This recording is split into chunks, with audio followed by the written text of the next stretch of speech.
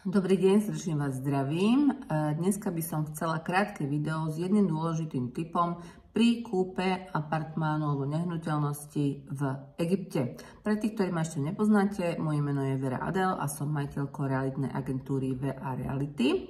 A ak sledujete toto video a stále nie ste prihlásení k odberu mojich videí, tak poprosím stlačiť ten gombíček, prihlásiť sa k odberu alebo subscribe, ktorý vlastne je červený, ten gombíček, a hneď za tým je taký zvonček, ktorý keď stlačíte, tak hneď vlastne budete dostávať upozornenia od YouTube, keď pridám ďalšie nové video.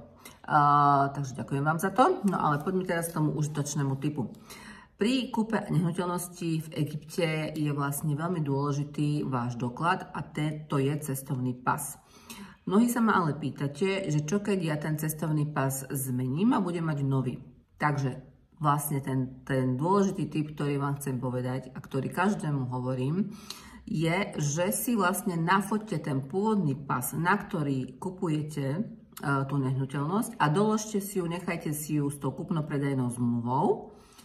Lebo v prípade, že by ste chceli tú nehnuteľnosť predať alebo na niekoho prepísať z vašej rodiny, tak je dobré mať ten pôvodný dokument vlastne k tomu hneď ho doložiť aj s tým novým.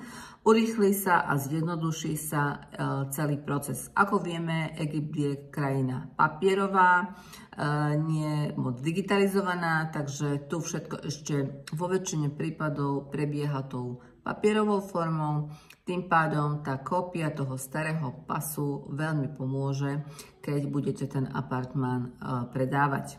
Dúfam, že táto informácia bola pre vás užitočná. Pokiaľ máte nejaké otázky, kľudne mi to po toto video napíšte a srdečne vás zdravím z teplého Egypta.